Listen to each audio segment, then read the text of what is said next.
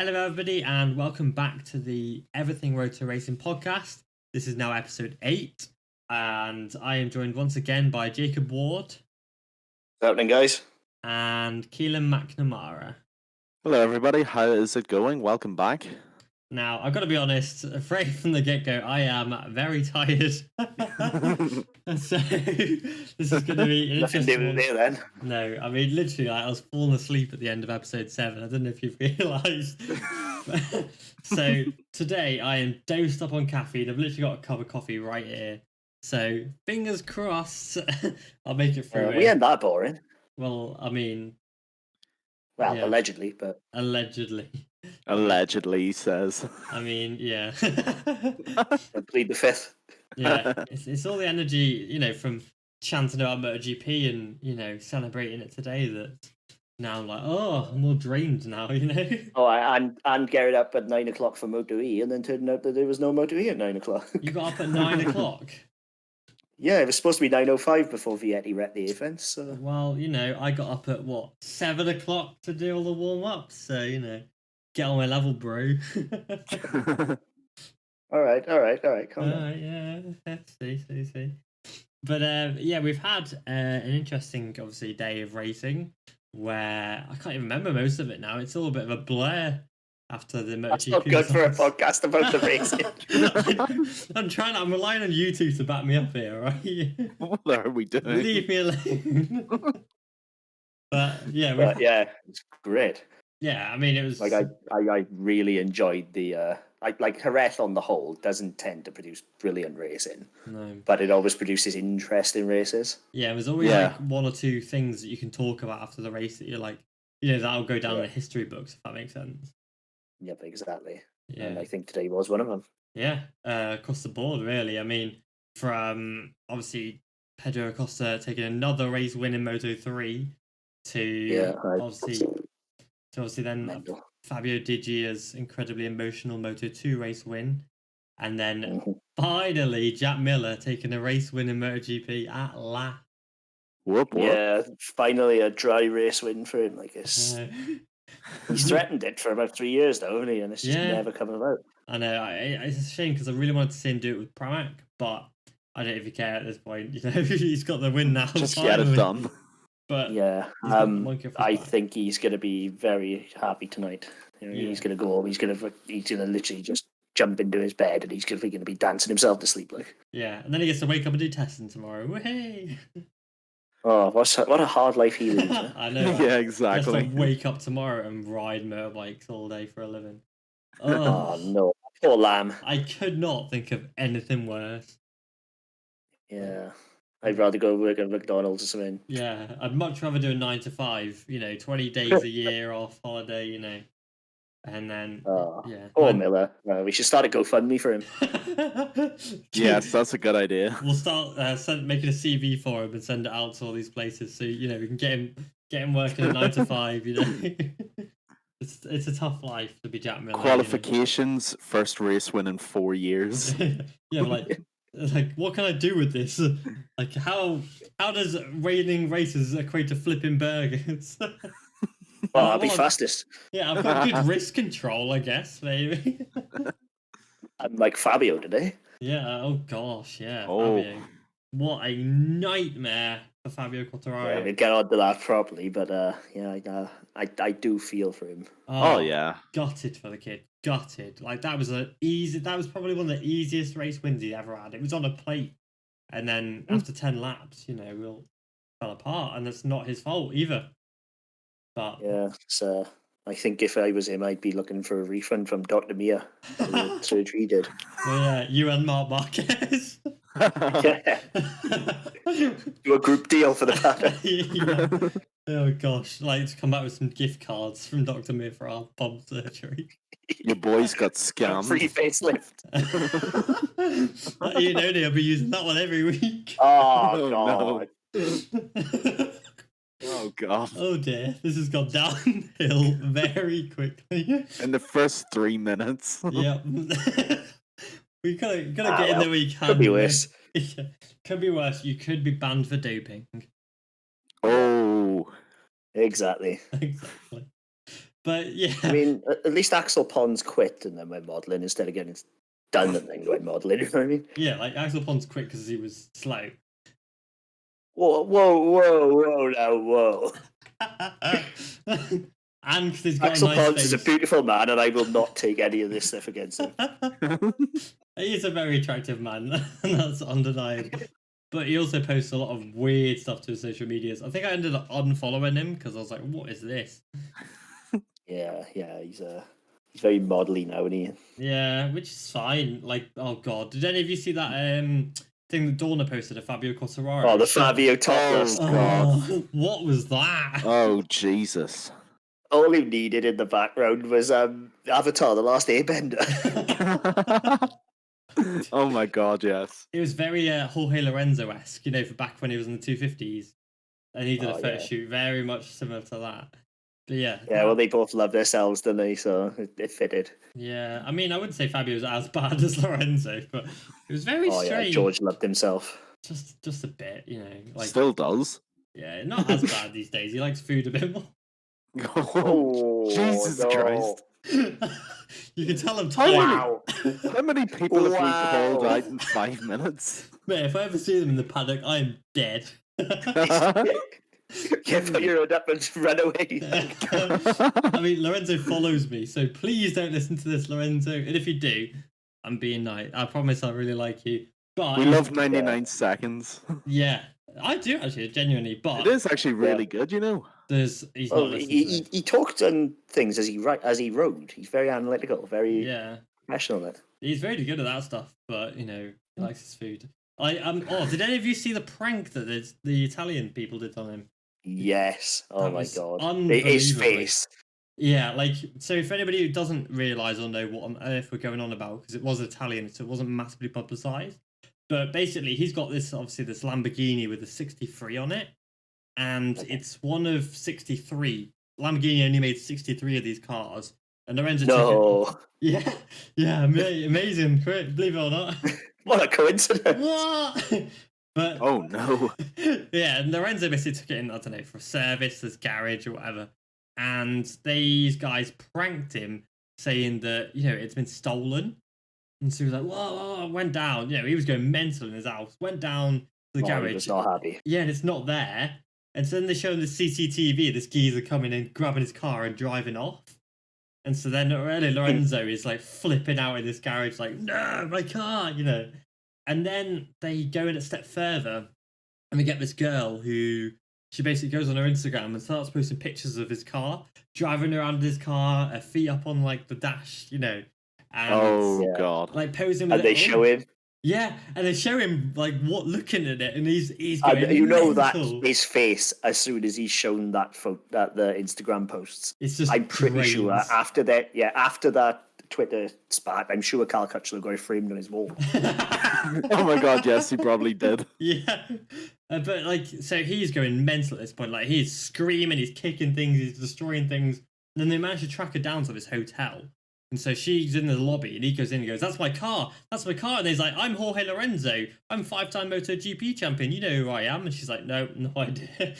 Yeah, that bit hurt him more than the car, I'm sure. Yeah, I was like, ooh, flippin' heck. But then... they took it to a level. Like, unbelievable level.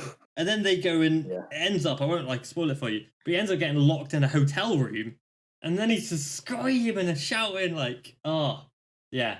Yeah, he's a very angry man in that, but I think it is like he comes off as justifiably angry. I think. Oh yeah, if you had your I think they said it was $800,000. The car. Yeah, it was euros. Something like that. You know he's used that line before as well. You know who I am, 5-time world champion. Do you know who I am? What do you mean I got a queue for a food? You know who I am? Just gets on his Wikipedia. God. Look how many wins I've got on my Wikipedia. Not like Alicia Spargo. Oh, no. That's not a dig at Alicia. That's Lorenzo posted a tweet about Alicia. So. Yeah, I know. That's going to change soon, though. Yes, I think it will. I think it will. But yeah, we've gone majorly off topic here, but whatever. Is there anybody else you want to rip now? Over here? We've kind of gone through most of the paddock already. Yeah, I'm just trying to think now. my reputation is just going down the toilet as it is. So you've already committed. Now you might as well finish it. Yeah, about that. Yeah. I mean, Alex Marquez can't keep on 2 wheels. Tito Rabat was probably not the best replacement they could have come up with. It's all right. They've got that Avinti guy. I've already said this last time. To be fair, like Christopher Polisson, who was better. Yeah. It's all right. Well, he did end up finishing closer. Yeah. Yeah. They'll just get John McPhee on it. I'm sure he can do a better job. Oh god. Oh no. I'm gonna stop now. No, that's later for me. That is. Yeah, that's just gonna get you riled. We all know how I feel about McPhee at this point, and yeah. Yeah, I'll let you have your stage in a bit, but yeah, I just want to clarify for anybody who actually thinks I'm being serious. I'm not being serious. It's not. Please take this a pinch of salt. Don't cancel me. Don't be like, oh, they hate these riders. It's a joke. Yeah, right? It's a joke. It's all in good fun. Because you know how sensitive some people are these days on social media. Oh my word. So yeah. Yeah, I've been torn apart for actually being a Jorge Lorenzo fan for multiple years. So yeah, it's fair. It is just. It wasn't me, just to be clear. Yeah, I take responsibility, but I also I am joking. But if I go down, you're coming with me. Yeah, I'm dragging your name through the mud as well. If I'm being cancelled, I'm dragging you all to the cancelled realm as well. Exactly. Yeah, we can join. I don't know, who can we join? Iannone. Yeah, we can join Iannone. Yeah. Yeah, that's about it, probably. To be fair, I do like Anthony it. West. We can join West, he's back now, isn't he? Romano Fenati, that realm. You say that, look where he finished today. Yeah, he did alright today, but he was still cancelled pretty horrifically. Yeah, true. Yeah. But yeah, we're going to move on from this. Whatever. Massive tangent. It's alright. I'm sure people are interested to know how Jorge Lorenzo was pranked. It's all good. We're going to be sued worse than Eminem after this. Oh no, it's going to be a nightmare. But yeah, so we've obviously enjoyed some good racing today. And there's also been a lot of crashes this weekend. We've seen, for some reason, Turn 7 turn into a crash hotspot, considering Turn 7 is not a crash hotspot ever. Yeah. It's very rare you see riders crash at Turn 7. Now, we've got Darren Binder obviously cartwheeling through there. You've got Jake Dixon getting a concussion through there. Mark smashing into the barriers. Paul Espargaro crashing there. Yeah. Vietti holding up the Moto E race because of it. Yeah. That was a massive, massive crash that Vietti did. I just they all seemed to go early. I noticed, like there was not. They were very much at the tipping in point, never at the apex where they went down. Yeah. Which meant that there was just a big incident every single time. Yeah, exactly. It wasn't like it was just a they expected it because they were pushing a bit too hard. They just kind of went out from underneath them, really. Was Gabriel Rodrigo's high side at turn 7 too, or was that turn 4? I want to say turn 6. I want to say 7 to be fair. Yeah, because that was massive too. Let's go on the socials. Yeah, it was. It was T7. Yeah, it was. Yeah. Was it? God. Definitely, yeah. That was a monumental high side. That was one of the biggest high sides you've ever seen. I was just going to say that. Yeah, typical. Like Gabri. I love Gabri. I think he's a very, very fast rider. But my God, like, come on, mate. Yeah, but the thing is, you don't really see high sides on Moto 3 bikes. It's very rare. Yeah. Unless it's Gabri. Unless Gabriel Rodrigo's riding it, and then it's just ping. Yeah, it was T7. Yeah. Most riders tend to have percentages of throttle. He just has a light switch. Yeah, he just goes all or nothing. Yeah, it literally is either on or off. There's no in between, and it's just mental. Yeah, I went. I've just literally just watched it again, and flipping it, man. That whip. Yeah, his landing. Oh, horrible, man. But yeah, AGV are going to be paying for a new helmet there. 100%. You can see the fin come off on the back of it. Oh, can you? Yeah, it's bright yellow. You can't really miss it if you're actually looking for it. He slams an impact. Yeah. Yeah, and the actual fin on the back just comes flying off. He's basically on the floor then, prone almost, but about to land with the airbag going off. He looks like the Hulk about to transform. Great. Okay. Yeah. What a comparison! Nice. No, you know the Hulk just before he's about to transform, and he tenses up and gets really chunky. Yeah. That's exactly what he looks like. Gabri has been when you go and look injecting- back, you'll see it. Yeah. But yeah, All he needs now is to turn green and pretty much it. yeah, well, he can go right for CIP, and then I'm sure he'll be fine. His career will literally Or be Petronas. over. But Yeah, he could go to Petronas because obviously there's going to be a ride there soon. Oh, flippin' heck. Just saying. Oh dear, yeah. John McPhee did. No boundaries. No, John McPhee did crash on lap 1. But yeah, I mean, A high side again. yes, indeed. But yeah, so we saw, to try and get back on track somewhat, we saw Marquez and Paul Espargaro obviously crash twice apiece. And Marquez seems to be getting a bit more annoyed at Honda. You know, he's come back to Honda and it's still the same bike that it was last year and in 2019 when it was barely rideable. And he's coming back and it's still, for lack of a better word, crap. You know, it's still it's still one of the worst performing bikes on the grid. Yes, Nakagami got 4th today on it, but it's still, and that was because he tried the 2019 chassis. So yeah, I was just about to say that. I was about to lead into that. He wasn't on the current bike. Yeah, so he tested for 2021 last year at Mazzano and liked it. Now that they've given him a full 2020 bike, he doesn't like it. He's gone back to 2019, which shows that they've gone backwards in development. Or I wouldn't say backwards. I'd say incorrect. Yeah, well, that's development. Yeah. So they never had a good front end anyway. No, but like so, you know, some like I mean, if I was Honda, I would just be thinking at this point, whatever it takes, throw the money at Mark, keep him. Yeah, well, you can't deny it. Well, they put 100 million into him, haven't they? Yeah, and you've got to say worth every penny, if we're honest. Yeah. Well, yeah. Oh yeah, I because mean, nobody else has done what he did on a Honda. Exactly. I think once he can get back up to where he is and can change the bike back to how he likes it, I think he'll be back up there. But what I want to think and put to you guys in question is, can Marc Marquez and would Marc Marquez win a MotoGP title at full fitness on a Ducati? Marc Marquez would win a MotoGP title on a Kalex. I don't think he's wrong. Yeah. So, I mean, yeah. Do you want to expand on that, or he could? I think. Do you know what? Genuinely, I think Marc Marquez could win a MotoGP race on a Moto2 bike. And I'm not even joking when I say that. That's a big We all shout, know though. a fully fit Mark, and like if we're talking Marquez pre-crash, he was. I'd say he rode at 70% every race. Yeah. When he needed to, he had so much in hand that he could just step it up a level that nobody could even touch. Like a podium every single time, apart from Kota, where obviously it was a bike issue, not a Mark issue, that took him out. You've got to say that there's nothing he couldn't win on in the MotoGP class. I mean, I would say It's that a simple. Moto2 bike. I think that's a bit of I'm being a little bit facetious just there, a but bit. That's like So are you saying that, say, let's just take for example 2017 Marquez could win on any bike in the grid? I'm saying Marc Marquez from 2013 could win on any bike on the grid. Interesting shout, yeah.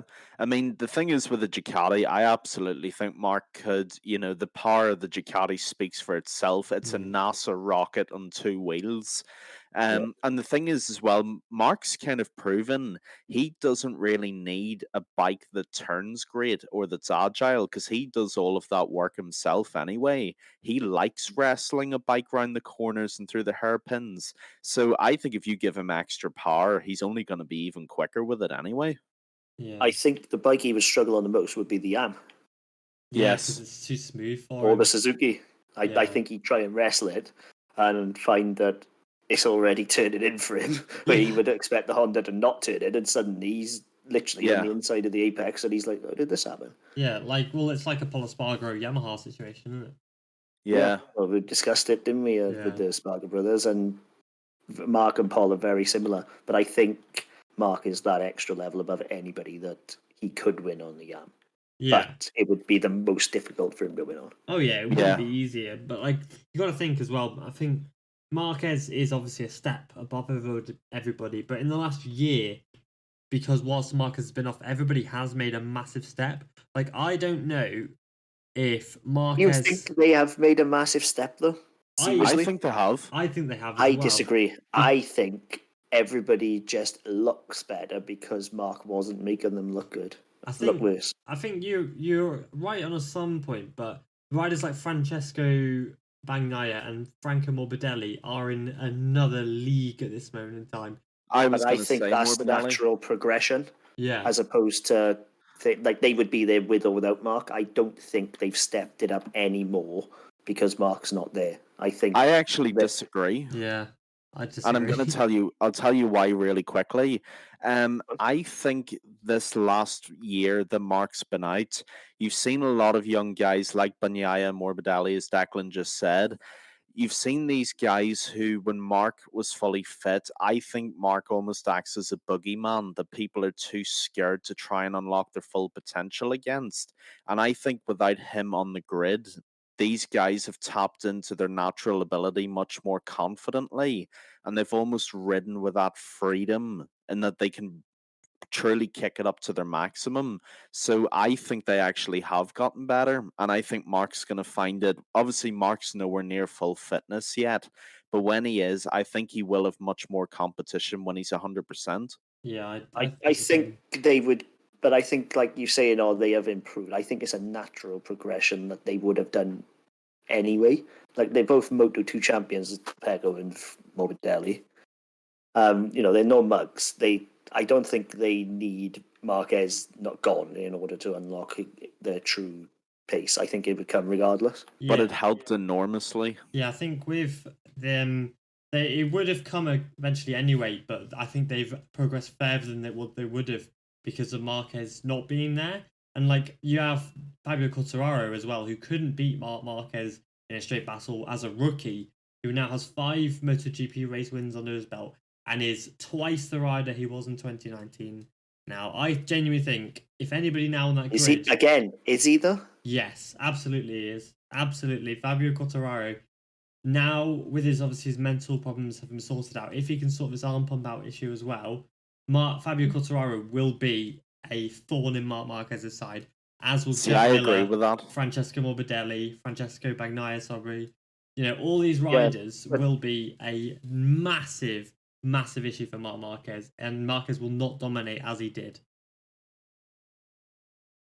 I think the problem there is the only thing Marc going away did was actually give them confidence. It didn't actually improve them in any way.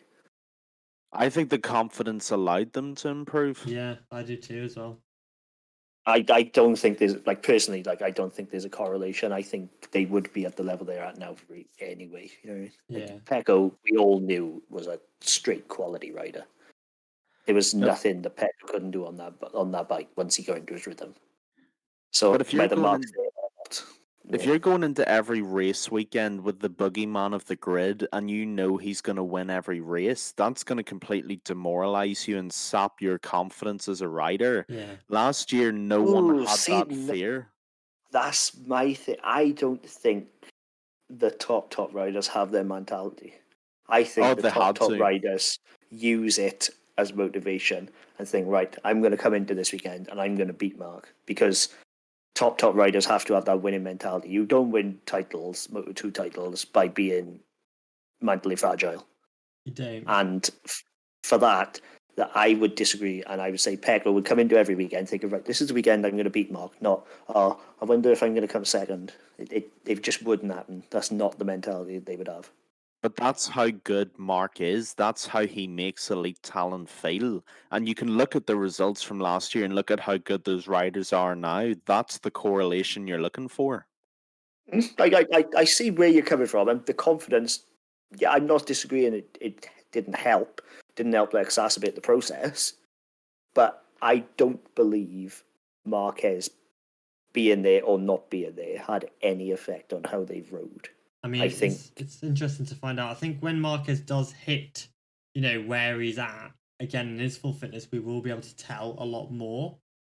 But I think that it will be closer than what it was previously, personally. Yeah, but I think that's due to Mark going backwards, not everybody coming forwards. But if you look as well, real quick, if you look at before Mark's injury and after Mark's injury, the only rider who was really kind of taking it to Mark before his injury was Andrea Dovizioso. Now, after Mark's injury, you have 3 or 4 young guns who are really going to be gunning for Mark. So not only is there more young competition, in my opinion, there's better young competition too. Well, yeah, Father Time's coming for Mark, and he's only 27, right? And you got to remember, Mark's body's already taken a hell of a battering, even though he is only 27 or 28 too. Yeah, I mean, if you look at all the tracks, so from say 2019, Marquez set lap records on these tracks, left, right, and center. And now in 2020 and 2019, all these lap records have been destroyed. You know, look at Qatar. Marc Marquez's lap record is gone, obliterated by Jack Miller, even in testing. You know, these riders are much quicker than Marc Marquez was when he was in 2019. Yeah, that's my point. It's natural progression, not anything to do with Mark as an entity. Yeah, but what I'm saying is that they've caught up to Marquez now. Oh, yeah, but I don't think him being injured had anything to do with it. I think if he'd been there or not, they would be at that level and would have caught him. No, I think him not being there allowed them to focus on their confidence much more, and that's what's led them to this level now. Yeah. So, I mean, how would Marquez's speed adapt to the Ducati? You know, how would the Ducati benefit Marquez? Ducati, Aprilia, and KTM, he'd be fine. V4, yeah. Bucking Broncos, he'd be fine. It'd be the inline fours that would ruin him. So, what is it about the Ducati that would suit Marc Marquez well? The riding style. You need to hang off it. You need to throw it in. Yeah. Being a smooth rider only takes you so far in a Ducati. You look at Pecco. I've said it before and I'll say it again. Pecco hangs off the side of that bike, and that's the reason it turns. Right. And Miller does the same, and not to Pecco's level, but it turns. And then you look at the old school riders, Dovi, who he rode it and he did manage to get it to turn, but he always complained about how it turned. Yeah. Pecco doesn't complain because it works for Pecco in his riding style, and it turns adequately. And so, would that work for Marquez, do you think? And how? Of course it would, because Mark is very much that style of rider in that he rides almost with his core, not his body. Yeah. He doesn't ride with his hips. Yeah, his center of gravity is in the same place as Pecco, in the same place as Miller. So I see no reason he couldn't adapt to the Ducati. Okay.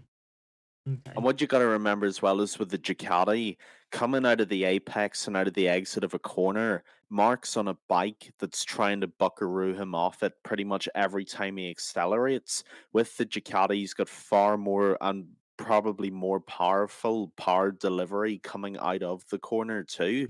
So his laps would probably be even faster on the Ducati as well. Yeah. Possibly, but what I would say as a point against that is Mark's Honda never looks like all the other Hondas. It doesn't behave the same way as every other Honda on the grid. Yeah, he's always got it shaking and moving about. Yeah, but it never seems to slide the rear. It's always acceleration. It's always drive. Like, you very rarely see him hit the throttle and it pumps. It just goes because he makes it work. Yeah, because he squares it off, doesn't he? He goes instead of just taking the normal apex, he will basically go in like a V and basically go straight in, handbrake turn it, and basically turn it on a needle and just fire it straight forward instead of, going round the corner as you would. Yeah, like so I don't think... Is a very sharp corner entry, yeah, that's a good point. Yeah. So due to that, I think the Honda problem of acceleration with all the others isn't an issue for him. So I'm not sure he would go any quicker on a Ducati, but he would certainly be able to match his Honda, I think. Yeah. Okay, interesting. So, obviously, with Marc Marquez now coming back in, he's kind of, he's race by race, he's improving. He took a P7 at Portimao, took a P9 here at Jerez, and said after the race that he felt better than he did at Portimao, which is obviously a positive step forwards. MotoGP now goes to Le Mans. Can we see Marc Marquez? Do you think we can see him now obviously move up the order and start to take podiums, or do you think it'll be much later down into the season? Oof, well, that's the $1 million question, isn't it? Because if you ask Mark, he would say you could take a podium at Le Mans. I think. But if we're being realistic, I think possibly mid-season, like Sachsenring, Misano time. Yeah. I'd like to see him take up his 100% Sachsenring record, because obviously most of it's left turns anyway. So, there's less stress on his right. And if Marquez could continue his Sachsenring record of poles and wins, that'd be flipping awesome. I think... Sorry, go on ahead. Yeah, I think he would be able to do it at about 90% at Sachs. Yeah. I think he will be back to something resembling full fitness by then, so I don't think it'll be a problem unless, of course, he ends up knobbling himself before then. But I think he's sensible enough riding within himself at the moment that he's not going to totally ruin himself. Like, I think the Jerez crashes that he said, but especially were more freak accidents than Marquez accidents, if that makes sense. Yeah, absolutely. There's a very narrow line between those two. Yeah. I think Marquez always seems to have controlled crashes, if you will. Like, he even though he's down in a way that he's almost reacting to the crash as it happens. Whereas I think he may have lost that right now because obviously he's not at full fitness. He doesn't have that straight reaction to be able to almost protect himself from the crash while the crash is happening. Yeah, that's true. And I think the Jerez crash was especially the first one, was very much a symptom of that. Absolutely. Yeah. I think. Yeah. No, Karen. No, I think you'll see Marc's first serious podium challenge in Misano, and I think there's two reasons for this. First, I think the following few races will be Marc just building up his fitness again and trying to stay within the top 10, obviously just for consistent point scoring. So that's obviously the first reason. He needs the consistency and he needs to fully get back into it. Secondly, Misano's a very level, sort of even track, and that's going to help Marc a lot with his sore arm because there's no extreme elevation up or down with Misano. That should help him out a lot, and it should help him, especially out of the corner, fire off the Honda much easier. So I think you'll see Marc's first serious podium charge in Misano. See, I'm not sure about that because Misano's 10 rounds from now. It's quite a while away, Are you saying that Assen comes before then? Yeah, I mean, are you saying that, because Misano round's 19th of September, are you thinking it's going to take him 4 months now to get back up to the podium speed? I think it now. Of course, I don't know Marc Marquez, and I don't know how quickly he recovers. Yeah. But let's not forget the severity of the injuries dealing with either. He's had 3 major arm operations and an infection within that, so he's gonna have to be forgiven for taking a long, long time to get back to the old Marc Marquez. Now, by all means, Marc is an alien on a MotoGP bike. We all know this. And he could very well challenge for a podium before then. I just think we will see the old comfortable Marc Marquez around Misano time once he's gotten a month or two back under his leathers again. Yeah, no, that makes sense. I mean, with Marc, it's a tricky one. But he did say after his crash that his arm is now at 100%. And it is just now muscle and it's fatigue, which is good. Because I hope he's telling the mental truth. Strength. Yeah, it's because he said he basically opted for softer tires after the crash because he wanted to take it a bit easier, didn't want to take too many risks and stuff, which I get. And obviously, like Jacob just said, it's mental more than anything. Yeah. So he might be now struggling with mental strength and trying to find his way back through and get over that barrier because he will have the fear now. There's no doubt in his mind. Even there, tiny lingering thing in the back of his mind will have the little bit of fear. Mm-hmm. And he needs to now overcome that and get back to the top. Many riders after a big crash will have the fear for a little while. I'm sure Rossi had the fear back in 2010, when he broke his leg. Lorenzo had the fear. Had the fear for about a year. Yeah, exactly. Lorenzo, but he still came back and took it. Do you know what I mean? Like he eventually came back and said, "Right, I got enough of this dominating me. Title's mine now." And he did it. Yeah, it took 5 titles. Lorenzo got the fear and it ended his career, but he nearly was paralysed in the process. So that's true. It's a lot more. You don't want to end up like Wayne Rainey. Yeah, but I think Jorge, if Jorge had still been on the Yamaha when that happened, I think the FIA wouldn't have been half as an issue that it was. I think FIA was his out. Yeah, Yeah. He was running around at the back and the grid, and he doesn't. If he's winning races and he crashes like that, it's worth it because he's winning races. If he's running around in 20th and he crashes like that, it's not worth risking your life for.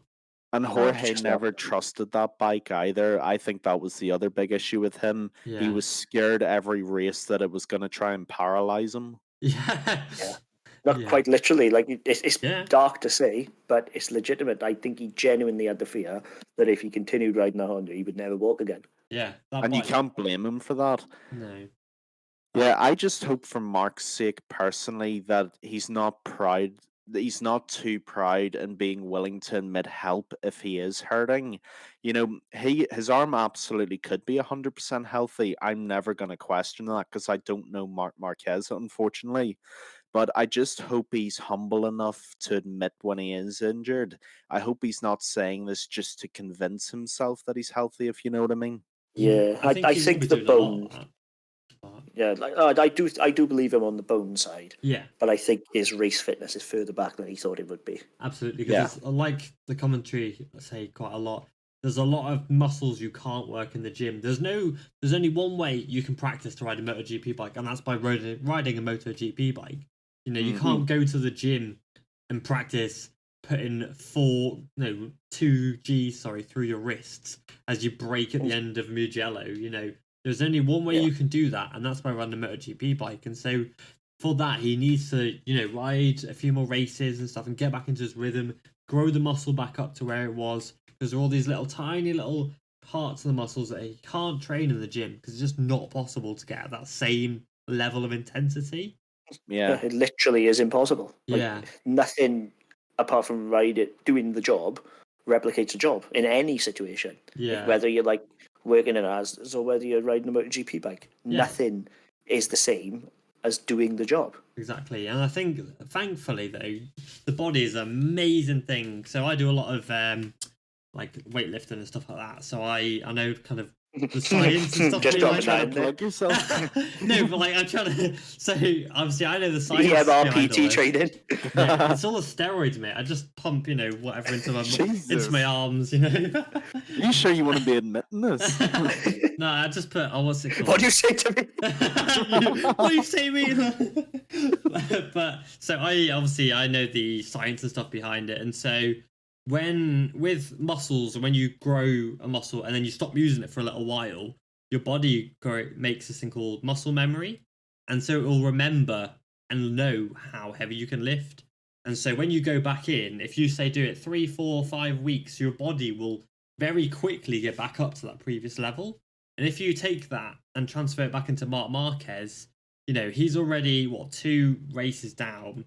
Give him 3, maybe 4 more races, and that muscle memory will have clicked back in, and he will have gained the muscle back in his arm that he needs and the muscle back in his body. So I think we could see him on a scientific basis and not on his mental side, because there's a lot of other things that go into it. But on a scientific basis, he probably will be strong enough in the next 2-3 races. No, I'd agree. I think the brain and the body are 2 very, very different things at the end of the day. And you could have, I could have the best body in the world, built for MotoGP to perfection, made in the lab. But if my brain doesn't know how to go fast, it's wasted. Yeah, exactly. I mean, I spoke to Liam McDonald a little while ago, he's racing this weekend actually in Moto America in the Twins Cup. Yeah. There's an interview on the website if you want to read it. It was very interesting, actually. Yeah, it was. He opened up to us massively about mental health and riding, and basically he spent a whole year struggling with his mental health, and the results weren't coming in, and he was struggling left, right, and centre with all these mental health issues.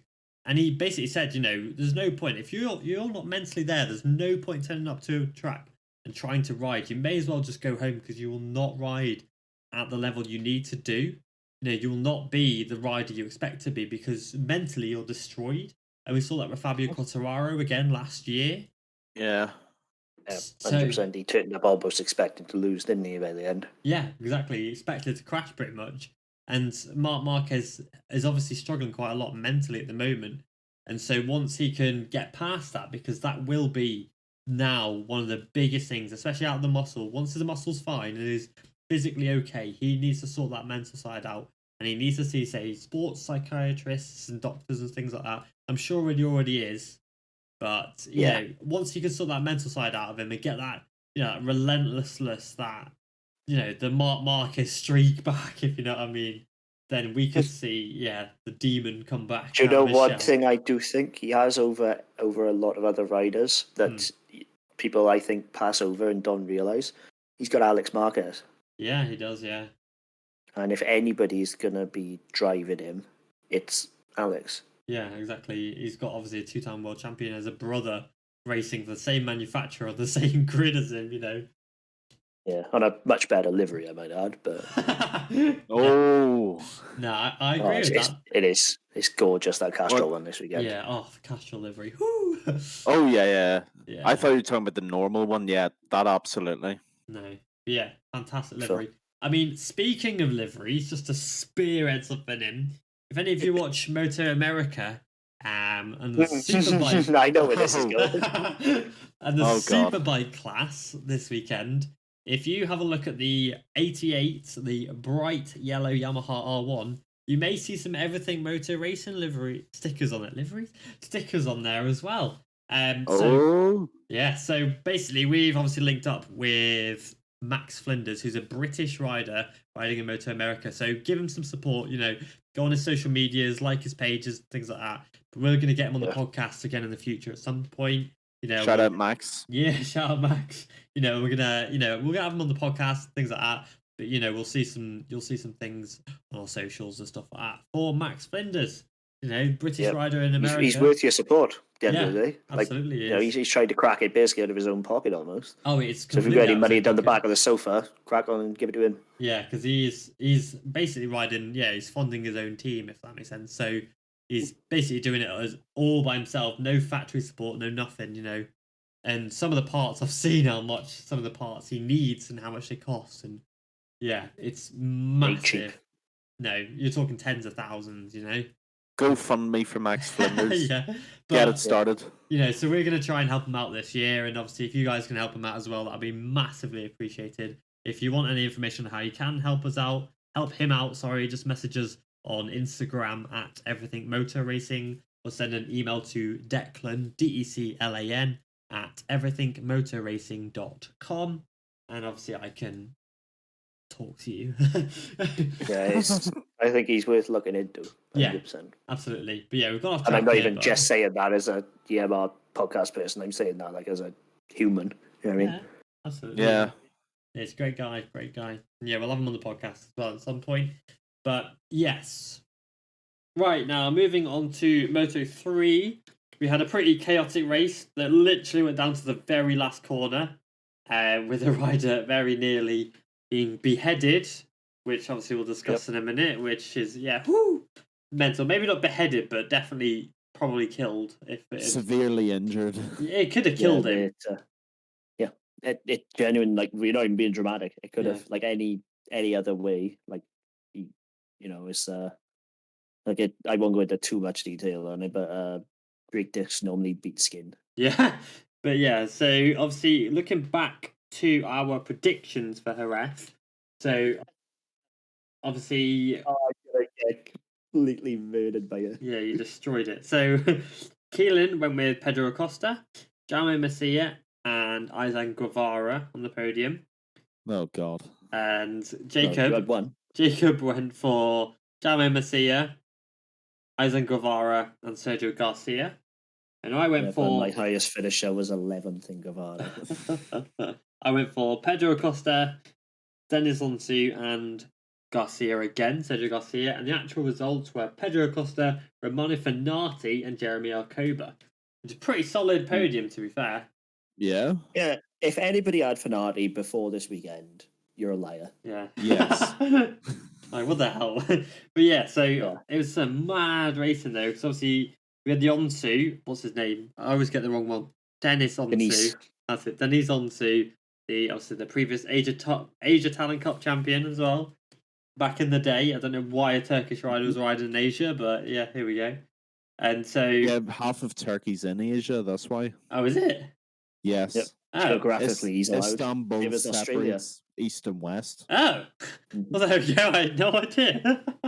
So you learned something new today, but yeah, legit. Yeah, I always wondered that. I was like, why is that allowed? But yeah, that makes sense. Like, technically, Australia classed as Oceania as well, but they still have Aussies riding in the Asia Talent Cup as well. It's just, I think it's just a case of if you're from the other side of the world, you're allowed it. So yeah, pretty much.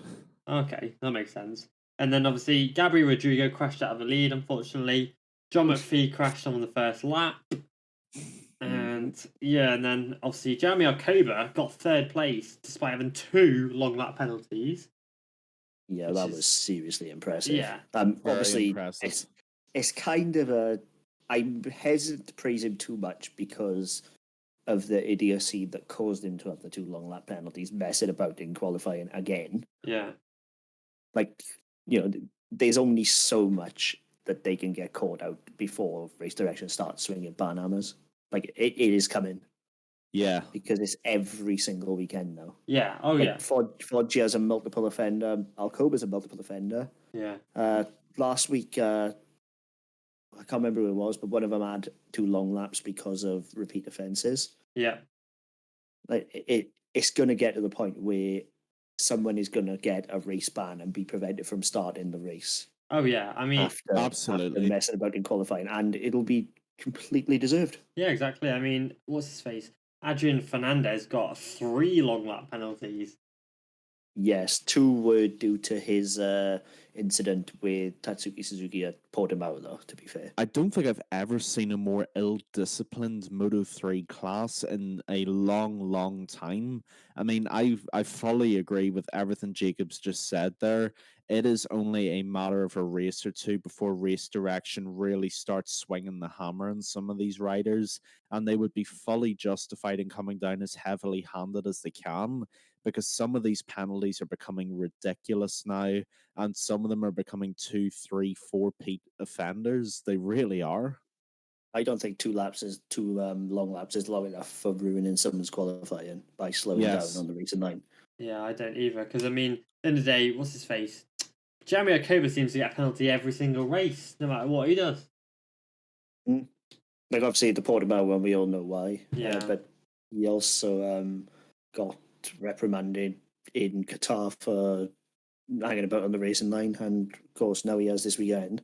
Like, next weekend, I think is going to be even worse at Le Mans, because everybody's going to be looking for that toe out the final corner onto the main straight. Yeah, that's right. Yeah, chaos at Le Mans, because I can see some last lap crashes at Le Mans, 100%. Yeah, I can see it. Pit lane starts coming at the very minimum. Yeah, because it's just getting out of hand now. Yeah, I mean, in the Alcoba rode well. Don't get me wrong, like, it's amazing racing to be able to do 2 long laps and still go on the podium. Like, fair play. Yeah, but you shouldn't be praising someone who had to do that because of his own actions. Yeah, exactly. It's not. That's a good point. It's not right at the end of the day. But I mean, I think. Do you think that Dennis Onsu will be penalised for today? I do, but only because precedent has been set with Artigas, for example. Yeah. No, that makes sense. Yeah, because obviously he's Kittle's riders off at Qatar. I would be more annoyed if I was a team manager and I had Onsu. If he had not gone for the move into the final corner, I would be more annoyed than him crashing. Honestly.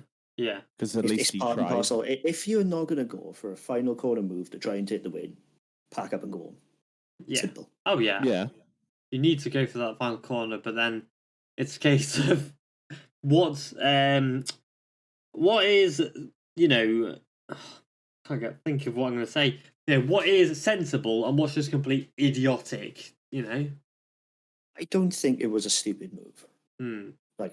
Let's just put that out there. I think it was a move that was there to be made when he tried to make it, but by the time the move was getting made, Acosta had cut off his avenue almost. Yeah. By the time they entered the braking zone, the move was there. Like, it wasn't stupid. It wasn't brainless. It was there to be made. It was just, unfortunately, by the time the apex arrived, there was nowhere to go. Yeah, and they lost the front, and then obviously caused. Yeah. And then it was a case of fold the front, hope you don't take anybody out or go straight and potentially T-bone into the side someone. He made the correct call in dropping it. Unfortunately. Yeah, I agree. And then obviously took out Masia and Darren Binder with him. Yeah, and of course Binder, we found out afterwards, Binder's front brake disc actually hit his neck, onto his neck. Oh, and like God, put a massive, there's a cut across his neck. It's not that deep, but obviously a hot brake disc. Yeah. It's scary because it was millimeters from danger. Like we're not even being dramatic. It is literally a case of a couple of layers of skin from a major artery, and is very close to obviously a centre of his throat. I don't know the name of it. I mean, is it jocular? I don't know. Yeah, the jugular of his throat. That's what I mean. It's so close to that. It's literally about an inch. You know, if that had cut across the middle of his throat, oh my word, it's not even worth thinking about.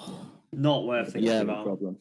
I'm not mad at Denise Oncho either. I agree with Jacob. I think the move was there to be made. You know, it's racing, it's Grand Prix racing. You know the rules, and you know when you're able to go and when you're not to. And what people don't really give Moto3 enough credit for, even though we do rightly criticize it sometimes quite a lot, you know, circumstances change very, very quickly in Moto3 because all the bikes are pretty even. Yeah. So in one nanosecond when a move's available, the next nanosecond it might not be.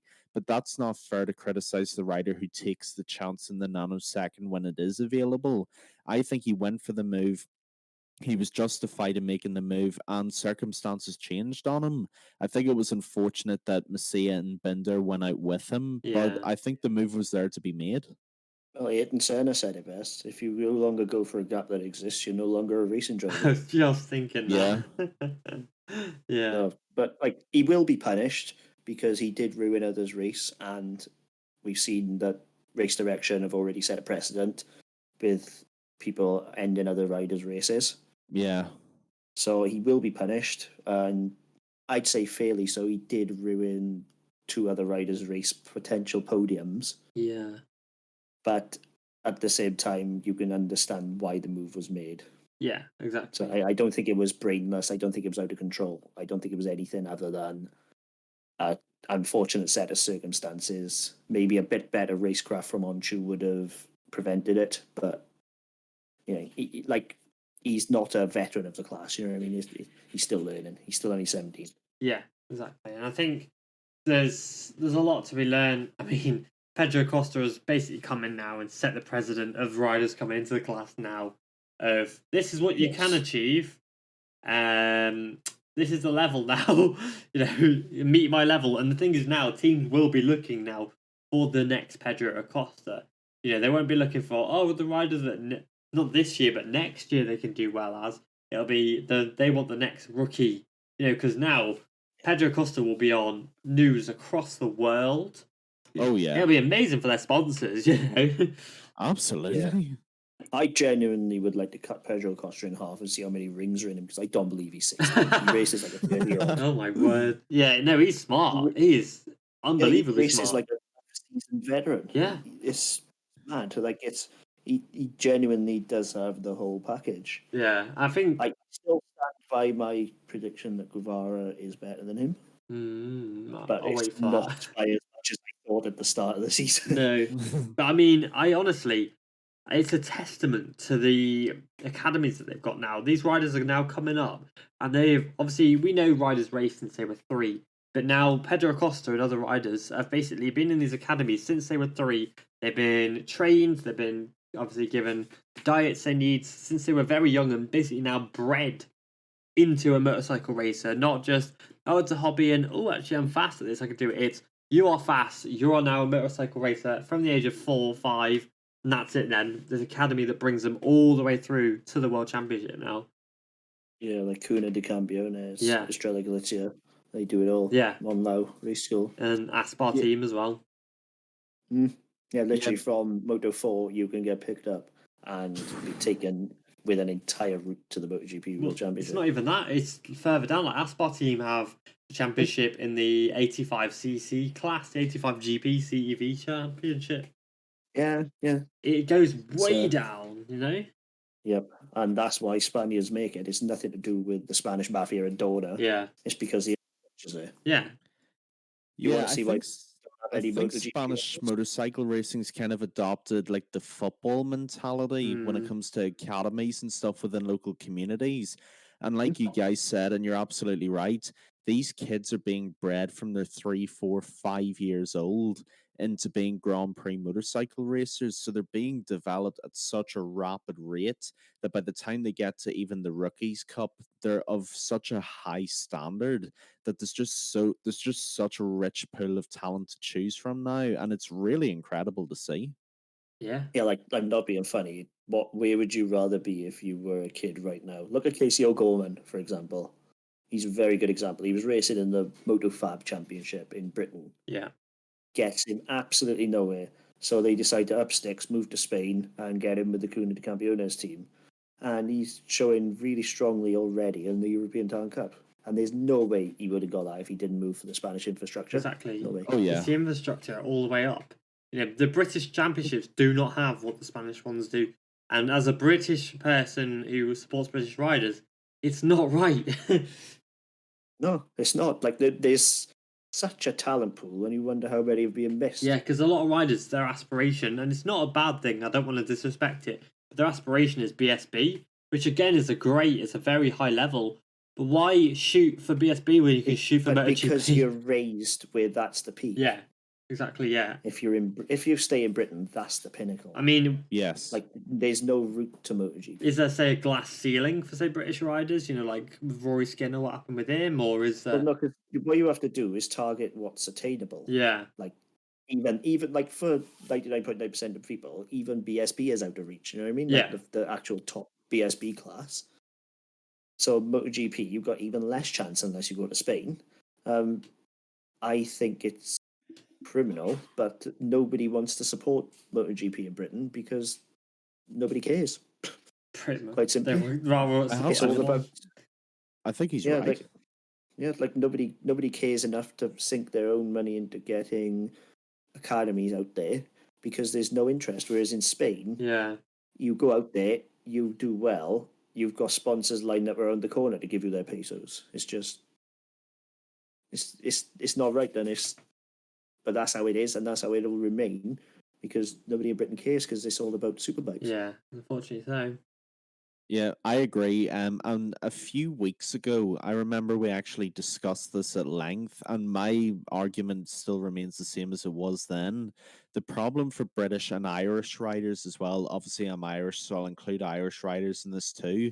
The problem is we just don't have the infrastructure to support any interest in Grand Prix motorcycle racing.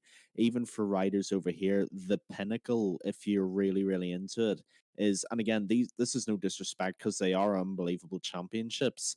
The pinnacle is, right, I'm a very good young rider. I'm going to aspire to British Superbike, or I'm going to aspire to World Superbike. There's no infrastructure to support the interest in MotoGP and going to obviously what I would consider to be the elite of the elite. And that's just, I think it's as much a geographical issue as it is an interest one. If you're in Central Europe and somewhere like Spain or Italy, where the hub of Grand Prix motorcycle racing is, like we've just said, you've got the academies that mold you from your no age. And by the time you're a teenager, you're of a world championship standard. The problem is in this part of the world, we just don't have that. Yeah, because literally the path, like years ago, the path was 125 Britain, 600s, British Superbikes, World Superbikes. Yes. And that's it. You hit your peak. Very rare you'd ever end up going to MotoGP. I mean, And it really makes you wonder how much of a phenomenon Jake Dixon is. To do it in this day and age, to come that route is very impressive. But my point is, a lot of these riders now who are of MotoGP, Moto3 age, they grew up watching superbikes in Britain because they were watching Toslands, the Hodgsons, the Fogartys. Yeah. Exactly. And so now that's their aspiration. They grew up thinking, I want to be like Neil Hodgson. Yeah. When in reality, they should have been growing up thinking, I want to be like Valentino Rossi. Yeah. But like the thing is, there's no British riders in MotoGP to aspire to be, you know. The riders are looking at, say, Jonathan Raya and going, I want to be like Jonathan Raya. They're not looking at... But that's been my argument for supporting a rider. People say to me, support the British riders. why should I just because they were born on the same chunk of rock as me? I'm not being funny. I would support a rider because I like them. I don't care where they're from. They can be from the moon for all I care. If they're a good rider, I like them. Yeah. You know what I mean? Like, say for like the kids, the kids don't have a MotoGP class rider to then shoot for and be like, oh yeah, I can ascertain that, I can hit that level. It's just Yeah. But I feel like that the lack of a British rider in MotoGP in this day and age is not as bad a problem because now we got such access to riders on their social media. If you're a 12, 13-year-old kid, you're fast in Britain, you can go on the social media and you can be like, oh, I really like the look of this guy, and then aspire to be like him, no matter where he's from. True. Because everything's so attainable through your phone. Yeah. Good point, Yeah, a big problem that we have here, and again, I'm going to add some of my own geographical context to this. In the north of Ireland, and especially parts of the mainland UK too, because people here have grown up so much with this interest in road racing and the Isle of Man TT and stock bikes and things like that, you have kids over here who heard the stories of the likes of Joey Dunlop and growing up wanting to race like in the Tandragee 100 and things like that. Instead of having the infrastructure for looking at guys like Casey Stoner or Valentino Rossi like I did, you had guys who were looking to be the next Dunlop or the next McGuinness or someone like that. And again, that's a problem that really needs to be fixed because there's so much talent over here that this may be a bit controversial, but I think they're wasting their talent in road racing. And again, that's not a small thing because road racing takes a lot of courage to do. But there's so many of these guys that I think could really do big stuff in the world circuits.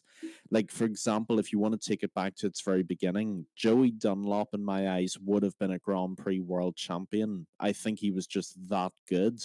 But the problem is... You could do it then. Like, look at Foggy. He made the switch. But now, road racing speeds are so much higher. I don't think it translates to track. Yeah, it's one or the other. Yeah, but it's a problem. It's an infrastructure thing. Joey Dunlop, because bikes were so similar back then, could well have stepped onto a 500 and been mad quick. But now, I don't think it's possible. Look at Ian Hutchinson. Hutchie's one of the quickest TT riders we've ever seen. Peter Hickman.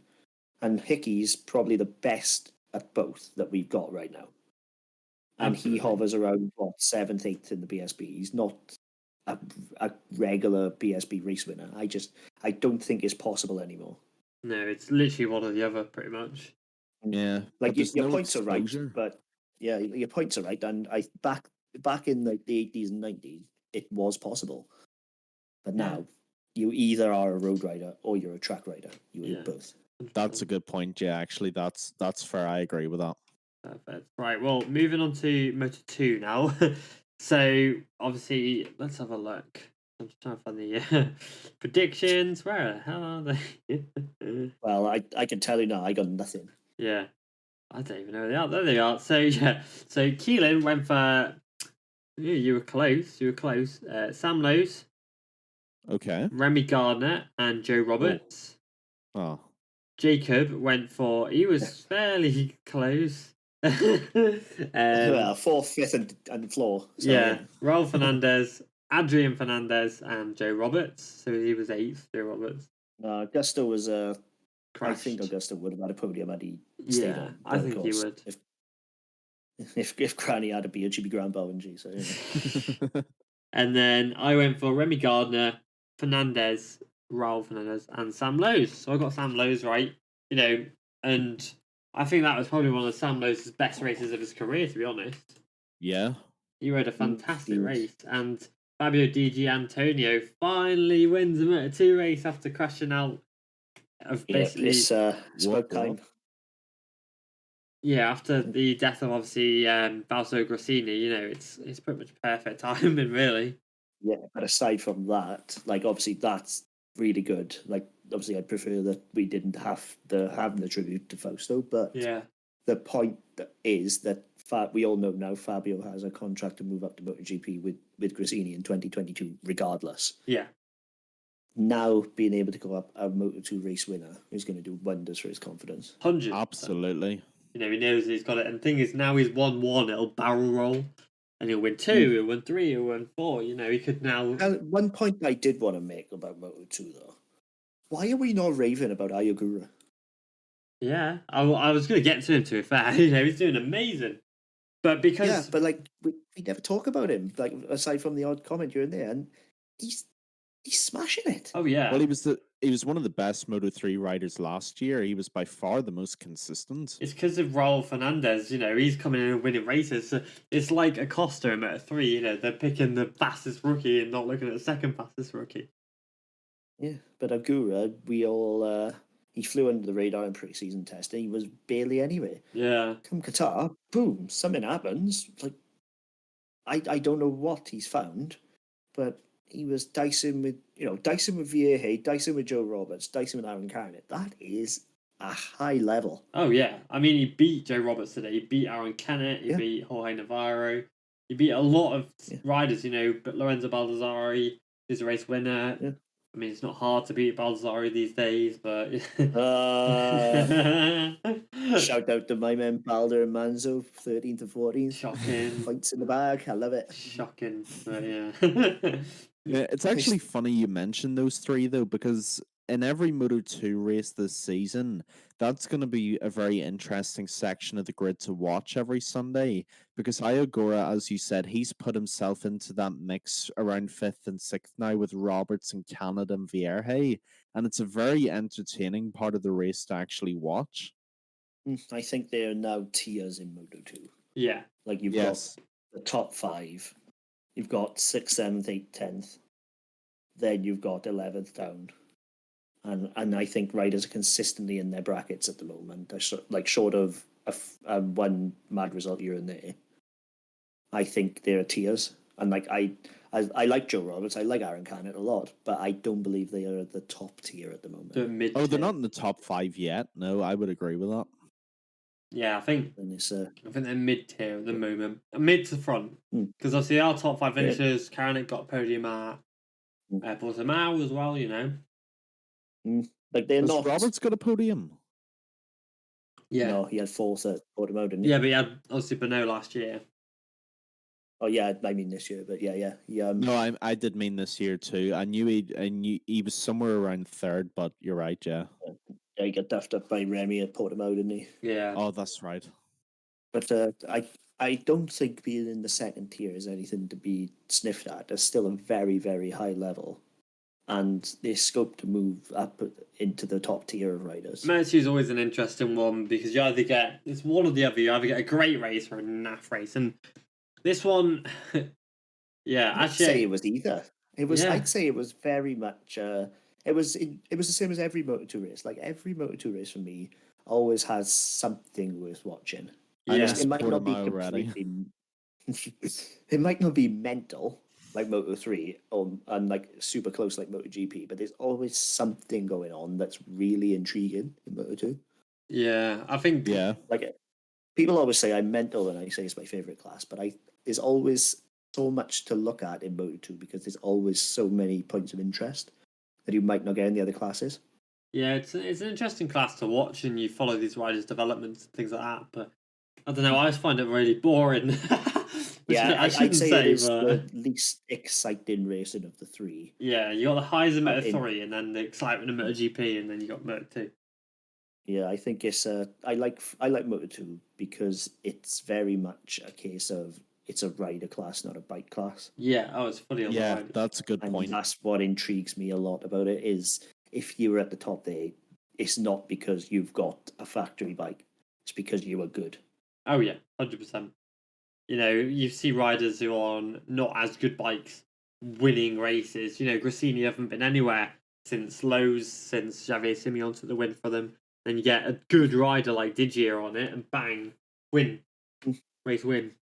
So it is about again. It's the same as riders. You've got tiers in Moto2 of classes, like of teams. You've got like the top tier of Marc Marquez, Sky, and then you've got like lower tier of like Italtrans. What are you on about? They literally won the race last the championship last year. Yeah, no, but I mean, like in terms of Red Bull resources and KTM infrastructure. are definitely top tier too. Yeah, like in terms of resources and infrastructure, I mean, not results.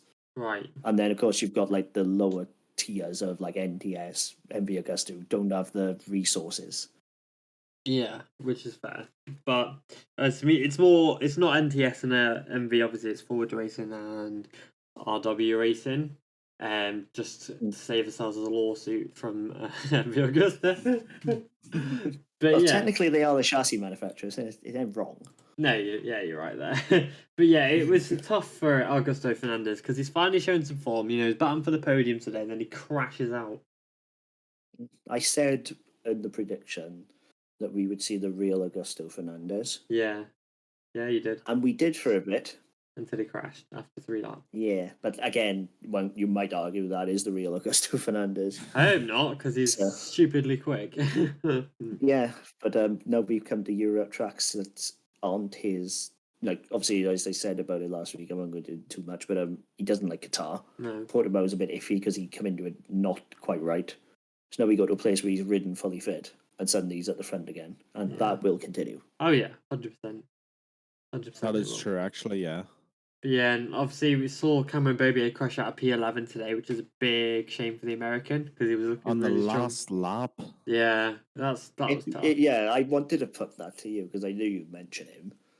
If you ran a team right now, you could pick one American out of Roberts and Bobier. Who do you take? Roberts because he's younger. Roberts. I'd go Bobier. Well, he's got the experience, but you know, if you're looking, yeah, that's exactly why. If you're looking for like Roberts' Grand Prix experience, I would go Bobier because I believe Bobier actually has more talent than Joe. Not by much, and both are mad talented riders. But I think in terms of potential level, I think Bobier could be up there slightly higher than Joe. Both on MotoGP level. Yeah. It's Jacob out here with the controversial opinions once again. As always. I don't even think that's that controversial, honestly. Nah, it'd be interesting that might be one of the more mild things I've predicted. Yeah, might be interesting to hear what people say about it, you know. Joe, if you're watching, I apologize. Doubt it again, but both are MotoGP level. Yeah. I just think Bobier is slightly better. Well, can be slightly better. Yeah. He's not right now, but can be. I'd actually love to see what they both do on the big bike. Yeah, I'd be interested to see how they could develop and obviously ride the bike. The MotoGP bikes, that is. Yeah, because I do wonder how Bobier would take to a MotoGP bike after so long on an R1. Yeah, exactly. But yeah, just out of curiosity, real quick, which one of those guys is older than the other? Is there a big age gap? Oh, Cam. Yeah, Cam's 28. Yeah. And Roberts is like 23. Yeah, he's quite young, Roberts, yeah. But yeah. 22 maybe? It was nice to see Marco Bezecchi back on the box as well, finally, as well. Because he's been close, but he's struggled in the last few races. Now finally he's back on the podium. Yeah, this is the Bez we know, isn't it? Yeah, Bez we know and love. Bez is a class some of us rider. love. Sorry? Looking at you. You what? It's like some of you love Bez more than others. I'm looking at you, Keelan. Yeah, but in like hey, I said he should be given the Aprilia factory ride. What are you on about? Yep. Yeah, that's what I'm saying. I'm looking at you. You love him more than me. Oh, fair enough. So you can have this one. Oh, thank you. Yeah, Bez is a class rider. We all know how good he is, and to be back in the podium again, Marco Bezzecchi follows the pattern of a lot of riders in all three classes. He's back on the tracks that we all know and that he's ridden on a few times. Yeah. And this is where I think you'll start to see him climb back up the Moto2 leaderboard again. I think he rode very, very well today. I think he rode very maturely, and I think he got an excellent podium. Yeah, he did really well today. Because Bez has not quite been where he should be at this point. He's been, we know he's a race-winning rider. Yeah, we do. We know how good he is. And the fact that he's been slightly off podiums, like, granted, we've only had 3 races in a weird season already, but you'd still expect him to be a bit higher than where he is right now. You'd hope for it, at least, you know. I think this is where he starts climbing. Yeah, I think this is... I think a lot of riders are going to be the same, though, so that it may negate. Yeah, I think this is a turning point for Bez personally, but yeah, we will have to wait and see, I guess. If he wants a MotoGP seat, he's gonna have to work for it. He's not gonna have it handed to him. Yeah, that's the thing, innit? He knows there's gonna be a seat coming up. Yeah, and he needs to put his name And let's on be it. completely honest: if Rossi loses his Petronas seat and decides he wants to carry on and Bez isn't ready, he's just gonna jump on that seat for a season. Yeah. Exactly. So there's no guarantees. Bez has to prove it. Yeah, he does, 100%. Bez has to prove that he's got what it takes to make it in MotoGP. But yeah, absolutely. I think he does. Yeah. Don't get me wrong, but like knowing it and doing it are two different things. Absolutely. Yeah. What Bez has to do now is he has to kick on, especially this season, and he has to start converting some of his podiums into wins in order to prove that he's worthy of his seat in the big class at the big table. Yeah, exactly. And speaking of the big class, moving on to the big class, it was a very interesting day of racing today. We saw many riders impress, some riders fall down the grid, some riders crash because, we've come to be accustomed to them crashing. Looking at you, Alex Rins. And, it's been... That was the most innocuous crash I've ever seen. Yes, genuinely. It was like he just got tired and decided to have a lie down. He's like, screw this, I'm going home. I don't like this wing on the front of my Suzuki. Yeah, I want to ride with one wing today. Let's go. Yeah. Do you know what the worst part is, though? What? If you go into the results, he was only 3/10 off of Sava. Oh yeah, What? look at that. Yeah, I'm looking at it now. Yeah, After a crash, he was only 3/10 off of Savadori. That's embarrassing, that, isn't it? Oh Lord. I believe in Savadori, but it is starting to get less and less with each race. Yeah, and then you got Tito Rabat, who was obviously 18th, who was miles off. Did you expect any more or less, though? Really? No. he was literally there to chuck a number on a bike who's ridden a Ducati before he ain't gonna wreck it. Yeah, pretty much. Because Pirro already did. Pirro was already that's not disrespect to Tito. No. But he wasn't there to win, you know what I mean? He was there to fill the seat and get a bit of race practice in before the Superbike season starts. Yeah, because obviously not Tito. Pirro was testing at Mugello, so he couldn't. So obviously they just whacked what's his face Tito Rabat on it, and he proved why he lost his ride. Yeah, did you hear the story of when Ciabatti rang him? No. Paolo Ciabatti rang him. He was out motocrossing, so he missed it. When he rang Ciabatti back, Ciabatti said, "Oh, sorry, the ride's gone now." What? And Tito was like, "What are you on about?" He's like, "Oh, we're going to offer you the Pramac ride for the weekend." And he's like, "Oh." And then Ciabatti's like, "Just messing. It's yours if you want." That's brilliant. I like that. Flipping heck. But yeah, it was a very good race. Obviously, looking to the front, obviously, finally Jack Miller has taken that Ducati win with a Ducati 1-2. A dry win. Yeah, a dry win at the track. Obviously, the last Ducati winner at Jerez was Lorenzo Capirossi in 2006. Yep. And then Lorenzo Capirossi. Yeah, and then the last Ducati 1-2 was in Brno 2018. So I think it was Brno. Was it Brno? I'm pretty sure it was Brno. Oh. I mean, I wouldn't disagree without checking, but yeah, I haven't checked that. So if it is wrong, shut up. I don't care. It sounds right, doesn't it? Yeah, it sounds right. So we're gonna roll with it. If it's not right, then I literally don't care. But our predictions were way out. Yeah, they're way off. Yeah, so what are our predictions? Let's have a look. So I know I had Fabio. Yeah, we all had Fabio. Out of 9 riders, I got 1, which was Pecco. Did you? Yep, that was it. You didn't even put Pecco. I did. No, you didn't. Did I not? No, you didn't. Here we are. So So Keelan went with Fabio Quartararo, Bagnaia, and Mir. Jacob went with Brad Binder and was confident that Brad Binder would win. Fabio Quartararo. I didn't say win, I said podium. You said, I don't know. No, you did say podium. Fabio Quartararo and Franco Morbidelli. I went Frankie, didn't I? Yeah. I knew I had 1 podium. Yeah. I just didn't know who it was. And then I went with Fabio Quartararo, Alex Rins, and Morbidelli. So, obviously, touching on Fabio Quartararo, he obviously was leading the race. It was his to lose. And he did exactly that and lost the race win. But he quite literally saw a race win slip through his fingers. Yeah, didn't he? literally, yeah. Because he basically suffered with arm pump. He's had an operation for arm pump back in 2019, and it's come back to bite him again. You saw him at Portimao holding his arm, and he's obviously taping it up. And then you saw him in Qatar doing the same, and then he was leading the race, and then after 10 laps, he basically said that it stopped. His arm stopped working as well as it should, and he lost the strength. He couldn't accelerate as well as he could. He couldn't brake as well as he normally could, and you just watched him tumble. Yeah, you could see it. I thought he had a tyre problem. It was that pronounced. Yeah, and he still managed to beat Valentino Rossi.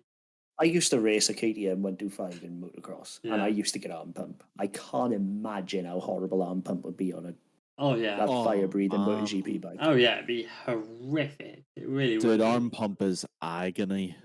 I've never had it. And there's no real fix, as it were.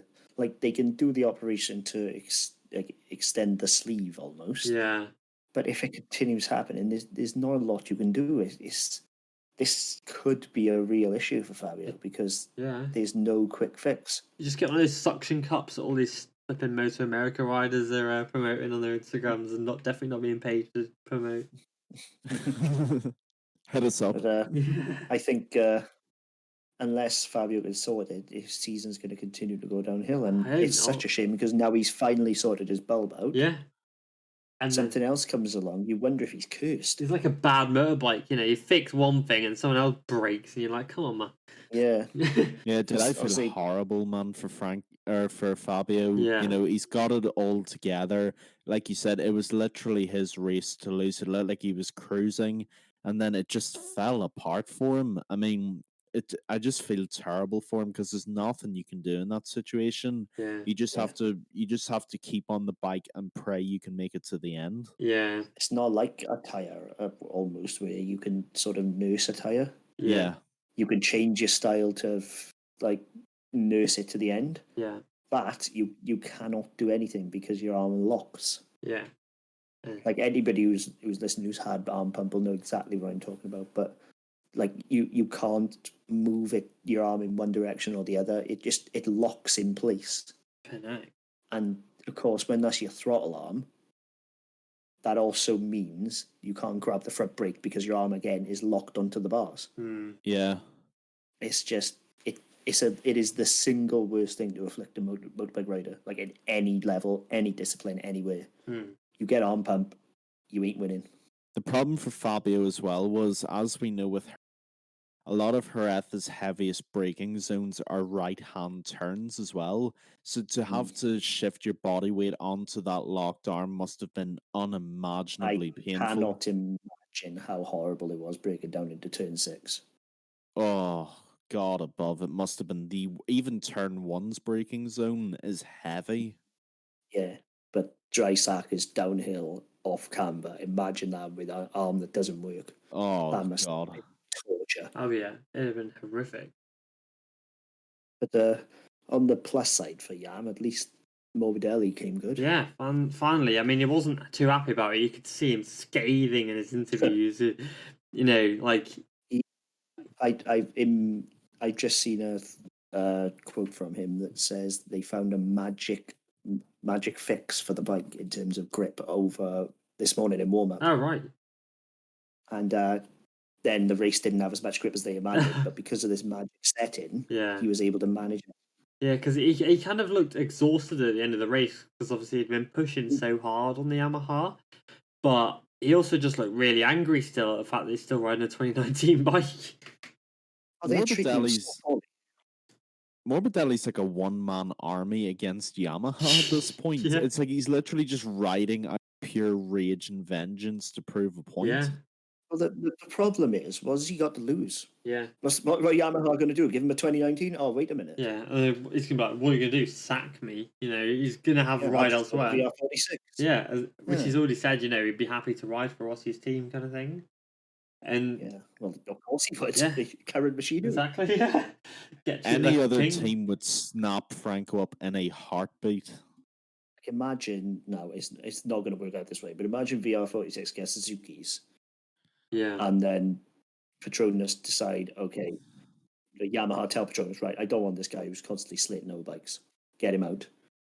suddenly Frankie jumps on a current Suzuki, wins. Yeah, that'd be It's totally a thing that could happen. Possible. Like if VR46 weren't getting Aprilias, that's totally a thing that could happen. Morbidelli would do some damage on the Suzuki. That bike is built for his style. Yeah. It's almost tailored to him. Oh yeah, 100%. Yeah. Speaking of arm pump as well, I did want to mention. I've been told that Miller and Alicia Spargaro won't actually be testing tomorrow because they both need arm pump surgery. Again, Miller only just had it. Apparently so. Yeah, I was just going to say. Yeah, I don't know how true that is, to be honest. But by the way, shout out to Alicia Spargaro, sixth again. Yeah, fantastic. Not Fabio, sorry, not Miller. Fabio. I was going to say, what the hell are you on about? Fabio Quartararo and Alicia as well. Yeah. Apparently they need it in the next 3 to 4 days. So. Well, I don't know, because Alicia's literally posted a thing about an hour ago saying that he would. Oh, so it's in doubt, yeah. If Alicia's getting on pump, it would explain why he couldn't fight back. Yeah, it would do, yeah. But like P6 is still very solid. Obviously, again, he's matched that best result by Aprilia. Yeah, he's a real class act. I don't understand how people can have doubts about him. No, I don't either. Yeah, he's solid. And then obviously the Kagami in 4th. I bet he's getting sick of finishing 4th place. You could see how mad he was in the garage. Yeah, you could, yeah. Like, I think if there had been like a punch bag in front of him, it would have been on the floor and he would have been on top of it, just pounding it. Yeah, because he's so close. Again, he'll get it. 100% he'll get it, but it's just when. At this point, would you be thinking, when's it coming? Because it took him forever in Moto 2 as well. Yeah, it did, yeah. But then he got it and then couldn't get off of it, if that makes sense. Yeah, exactly right. And I'm just wondering if that's going to be the same, because obviously it is still, getting a MotoGP podium is a very, very difficult thing to do. Yeah. So it's I do wonder when it's coming. I can't see it coming at Le Mans. No, I can't either. Not Mugello. Maybe Mugello. I would say his best chance is probably going to be the flyaways. Yeah, get him at Japan, please. That would be nice, wouldn't it? That'd be so good. Podium. Yeah, that'd be amazing. Mercedes win. Oh yeah. But Honda would literally bow to him. Can you imagine? Then implode. Honda winning at Honda's track with a Japanese rider. That would be like the trifecta. Oh yeah, that would be like Ducati winning at Mugello with an Italian rider, which they did. Chucci. Yeah. Shout out. Yeah, it would be. Yeah, but I think Honda are very much the team is more than the rider. Yeah, 100%. So from the team, the bike as a whole, to get a podium on their track, but then to do it in the hands of a Japanese rider, a full home thing, that's the dream for them. Absolutely, I agree. And Taka's got as much chance as anyone. I can't see, short of Ayagura, can you see any Japanese riders being able to come through in the next 3 to 4 years? Because I can't. Matsuyama, maybe. That's probably about Yamanaka. I don't think either of those are going to reach MotoGP in the next couple of years, though, are they? Like Matsuyama probably will reach MotoGP, but not for a while. Yeah, exactly. Yeah, and obviously looking down the order, obviously Johan Mir and solid race in 5th, but Valentino under the radar again. Yeah, but then obviously you go right down. Valentino Rossi out of the points again. That's 10 races now without a top 10 finish. Yep, I believe, and I truly do believe, this is the final nail in the coffin. Yeah, I mean, look, I'm our resident VR46 stan. I kind of own it at this point, but I have to agree with Jacob, and I take no joy whatsoever in saying this because he is kind of my hero in a way. But I don't see how this gets any better for Rossi. I think I was saying earlier before we came on, every weekend there's this buildup of optimism and hope, like we're going to crack top 10 or there's going to be a charge towards 5th or 6th, and it just never comes. And, I know Rossi said Jerez would be the decider for him and whether he's good enough to keep going or not. Yeah. And if we're going off of today's race, P17, then we kind of all know what the answer is, unfortunately. Yeah, I mean... Jerez is the key to a good MotoGP season. You do well at Jerez, you are set. Yeah. Yeah. That's why this I don't think this top 6 or 7, barring Brad Binder, is actually out of place at all. No, I think it's pretty solid, to be fair. Obviously, bar Marc Marquez being higher. Yeah, but like a fit Mark, we know would not be. No. Like, I think Marco's in his true position. I think Maverick's in his true position. So. Yeah.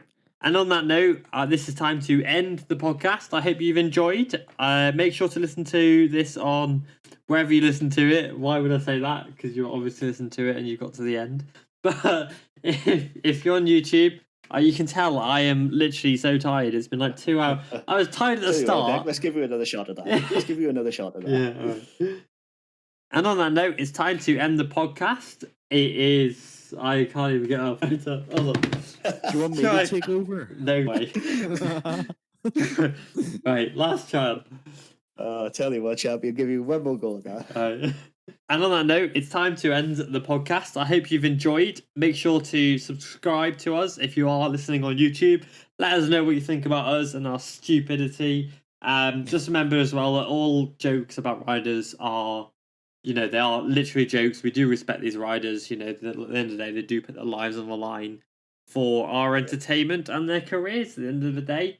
And so there is a lot of respect there, but it is just a joke. We will be back next week with more rubbish and Le Mans predictions. And we hope to see you next time. All right, cheers, guys. Bye, everybody. Ciao.